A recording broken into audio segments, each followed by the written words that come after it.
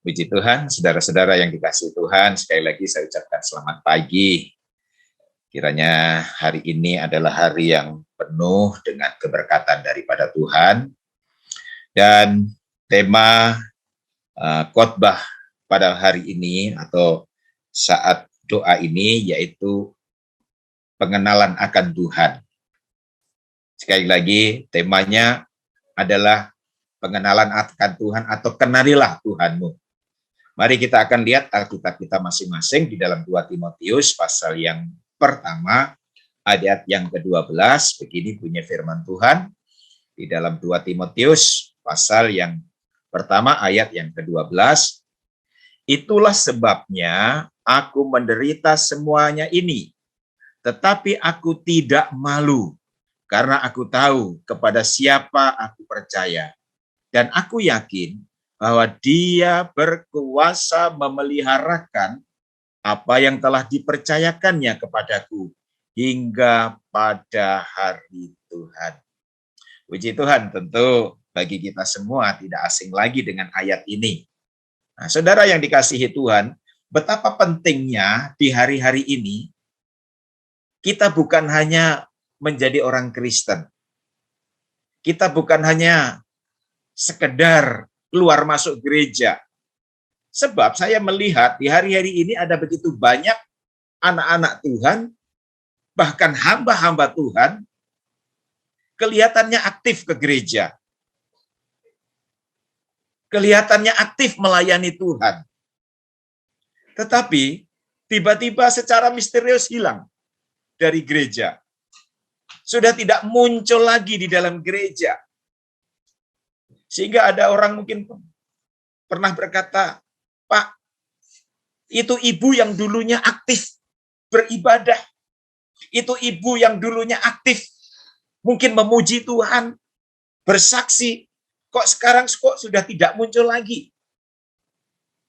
Mungkin ada sebagian orang berkata, Pak, itu dulunya ada seorang bapak yang dulunya terlibat dalam pelayanan. Sekarang kemana ya? Kok tidak muncul lagi? Nah, mungkin saudara, mereka kecewa sama Tuhan. Tetapi sekali lagi, kenapa kok ada begitu banyak orang kok tiba-tiba meninggalkan Tuhan? Padahal dulunya aktif, dulunya setia kepada Tuhan. Tetapi tiba-tiba hilang dari peredaran. Seperti beberapa waktu yang lalu pernah saya katakan, kena penyakit muntaber, mundur tanpa berita. Mengapa hal ini terjadi sekali lagi? Sebab ada begitu banyak orang hanya aktif ibadah, aktif pelayanan, tetapi tidak kenal Yesus secara pribadi. Ini jawabannya. Aktif mengiring Tuhan, aktif melayani, tetapi tidak kenal betul siapa Yesus. Tidak kenal betul Yesus secara pribadi. Nah, itulah sebabnya tadi Rasul Paulus mengatakan bahwa aku tahu kepada siapa aku percaya. Orang yang tahu, anak Tuhan yang tahu kepada siapa dia percaya, saya yakin dan percaya tidak akan mudah meninggalkan Tuhan.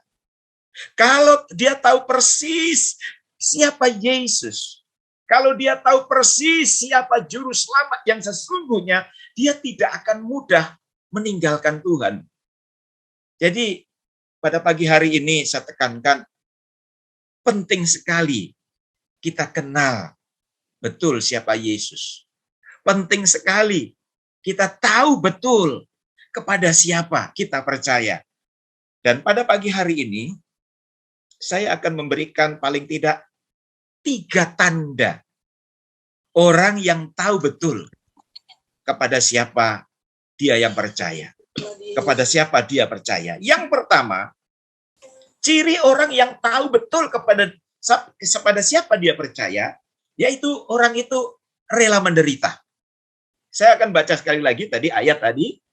Di sana dikatakan, itulah sebabnya aku menderita semuanya ini. Ini tanda orang pertama yang tahu betul kepada siapa dia percaya, orang itu rela menderita. Anak Tuhan itu tidak mudah kecewa. Sekalipun mungkin alami kekecewaan, dia tetap setia kepada Tuhan.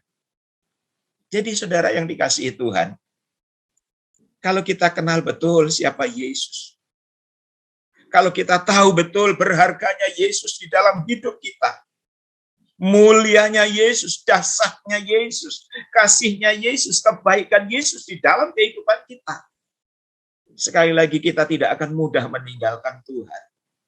Kita tidak akan mudah ngambek, saudaraku. Kalau sekali lagi kita tahu betul berharganya Yesus di dalam kehidupan kita. Apa yang sampai mendasari tadi Rasul Paulus rela menderita?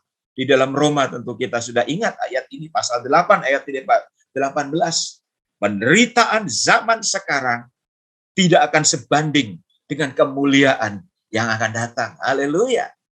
Kalau kita betul ingat ayat ini, saudaraku, ketika Tuhan izinkan saat ini kita alami penderitaan, maka kita tetap akan setia kepada Tuhan. Maka kita tetap akan melayani pekerjaan Tuhan. Kalau kita tahu penderitaan yang Tuhan izinkan terjadi dalam hidup kita, dalam bisnis kita, dalam pelayanan kita, bahwa di balik semua itu ada kemuliaan yang jauh lebih besar daripada yang kita alami. Sekali lagi, kita tetap akan setia kepada Tuhan. Amin, saudara. Kita akan setia kepada Tuhan.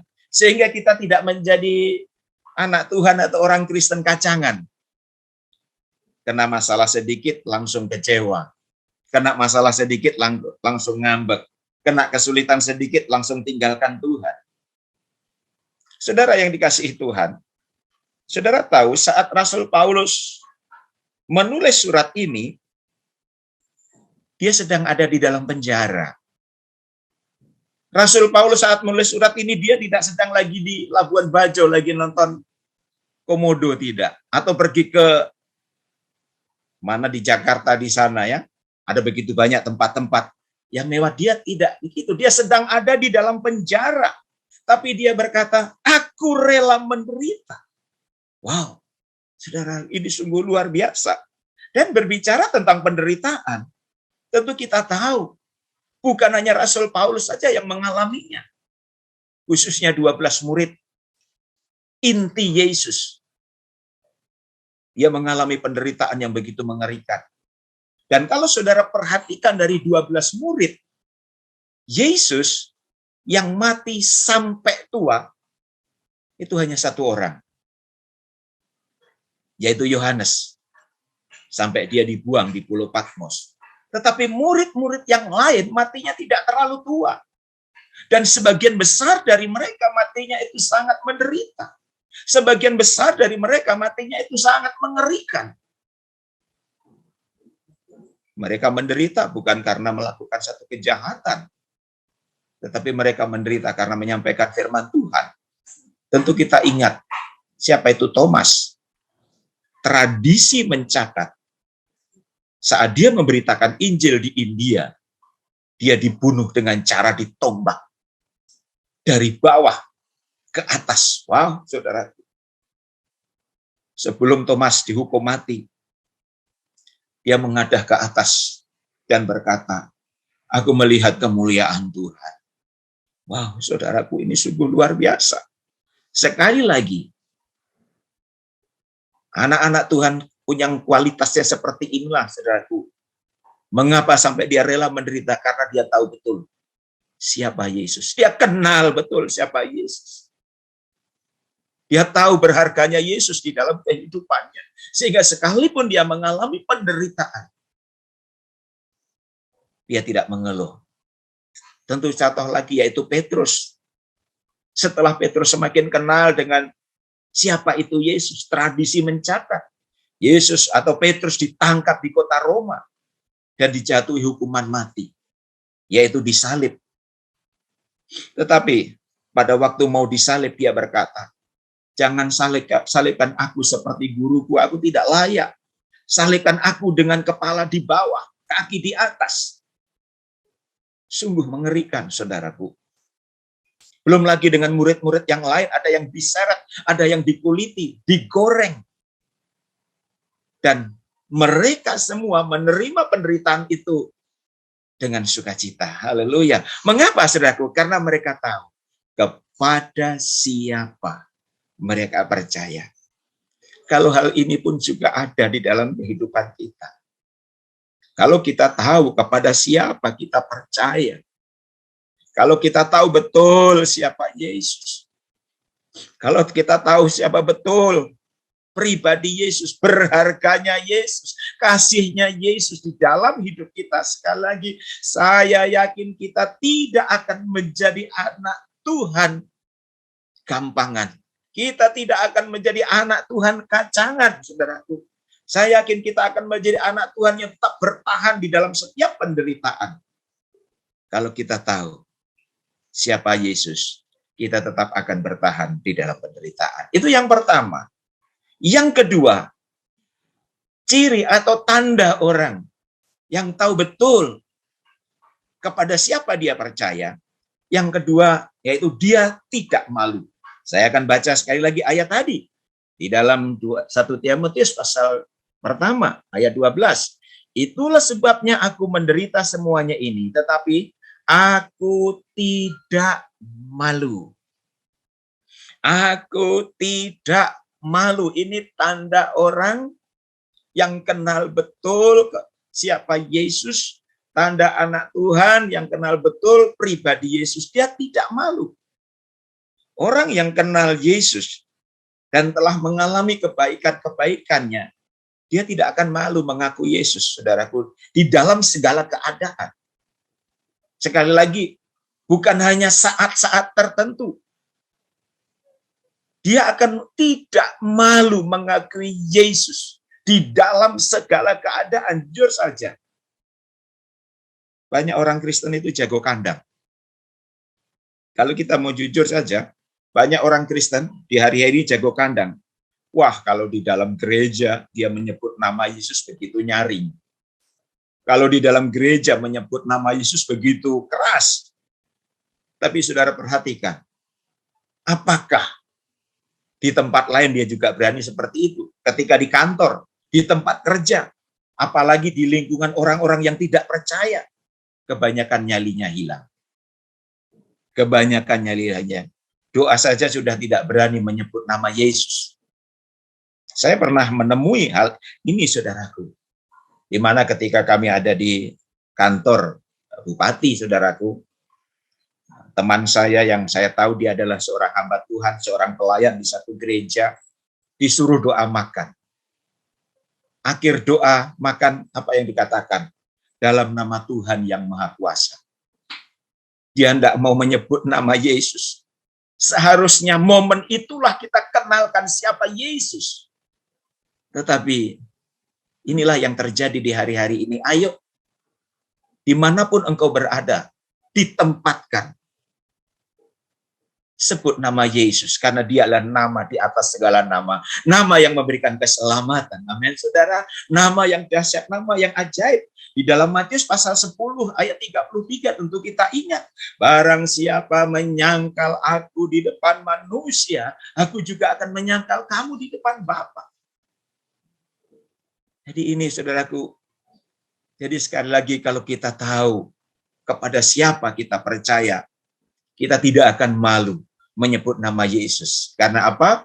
Yesus adalah Allah yang luar biasa, sebab Yesus memang Allah pencipta langit dan bumi. Itu yang kedua. Yang ketiga, tanda orang yang tahu betul kepada siapa dia percaya. Tanda orang yang kenal betul siapa Yesus. Dia adalah memiliki satu keyakinan yang kokoh. Saya akan baca sekali lagi. Di dalam 2 Timotius pasal 1 tadi, ayat 12. Sebab itulah aku menderita semua ini, tetapi aku tidak malu karena aku tahu kepada siapa aku percaya dan aku yakin bahwa dia berkuasa memeliharakan apa yang telah dipercayakannya kepadaku hingga pada hari Tuhan. Yang ketiga, yakin. Kalau kita kenal betul kepada siapa kita percaya, yaitu kepada Yesus, maka kita juga akan memiliki keyakinan penuh akan pemeliharaannya. Amin. Kita akan memiliki keyakinan penuh akan pemeliharaannya, akan penjagaannya, akan kebaikannya. Ingat saudaraku, pengenalan dan keyakinan itu tumbuhnya bersama. Sekali lagi, pengenalan dan keyakinan itu tumbuhnya bersama. Kita tidak akan yakin kepada seseorang. Sekali lagi, kita tidak akan yakin kepada seseorang kalau kita tidak kenal betul siapa orang itu.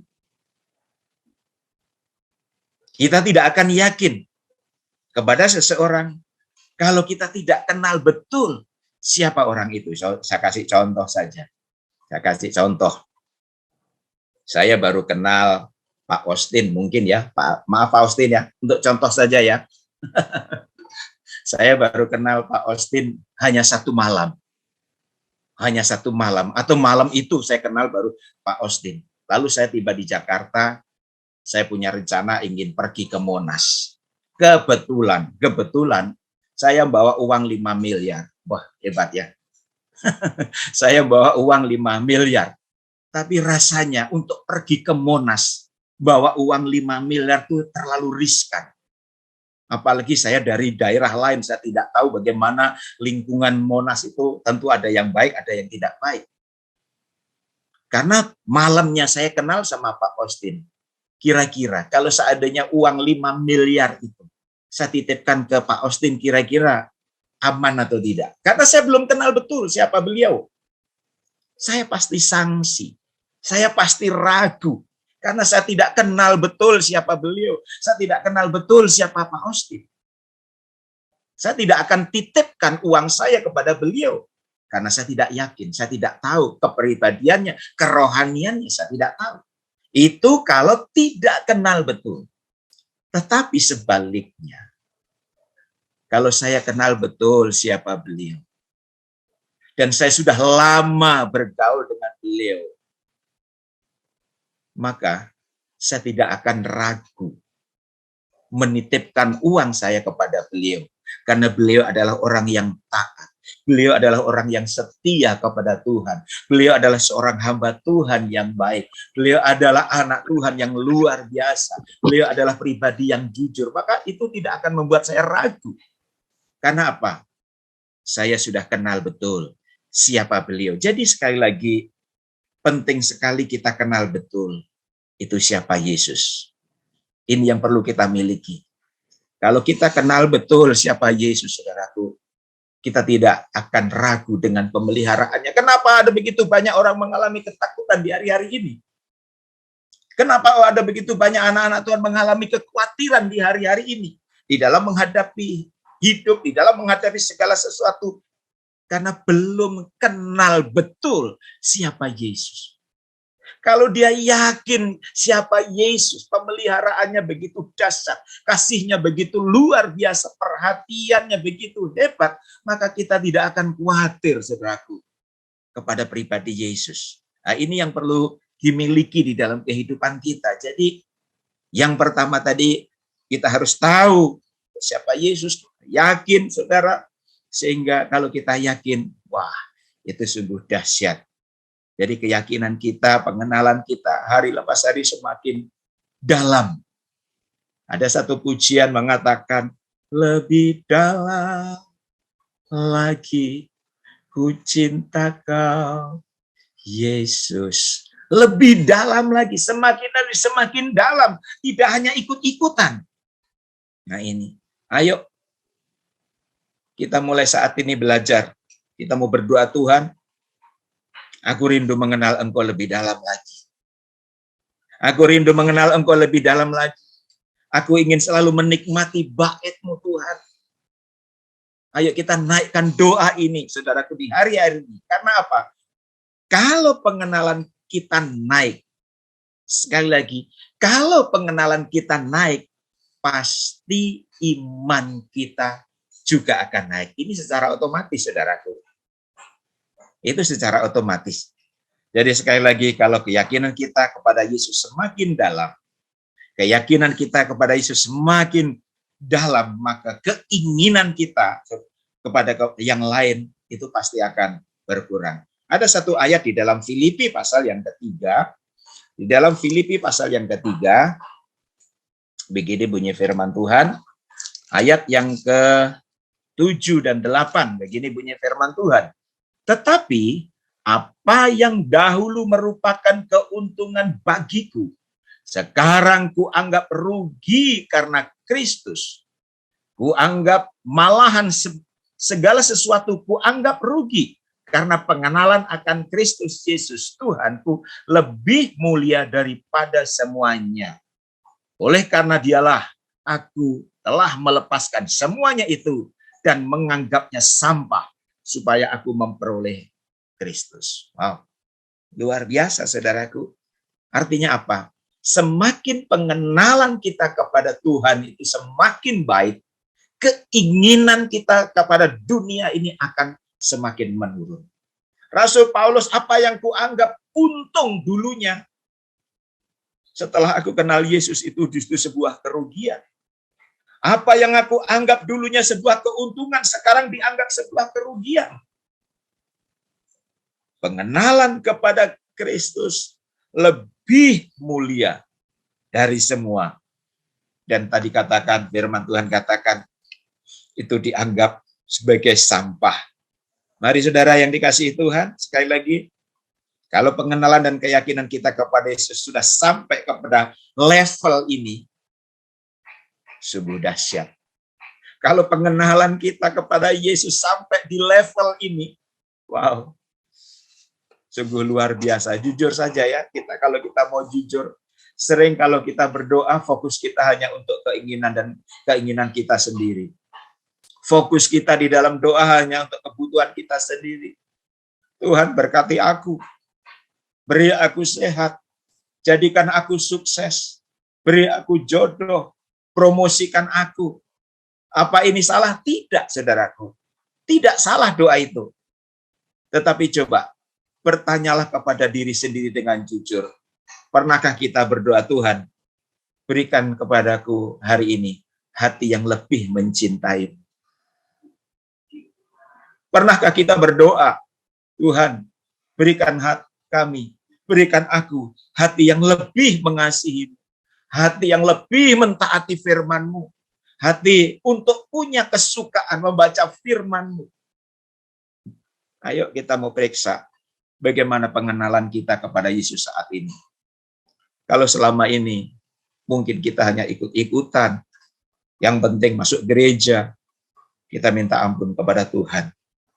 Kita berdoa, Tuhan berikan sekali lagi, saya hati yang lebih mengasihi, lebih mencintai-Mu, lebih merindukan-Mu, lebih mentaati firman-Mu. Saya terlalu yakin, satu saat kita akan menjadi anak-anak Tuhan yang rela menderita untuk Yesus, tidak malu mengaku Yesus, dan semakin yakin akan pemeliharaan Yesus.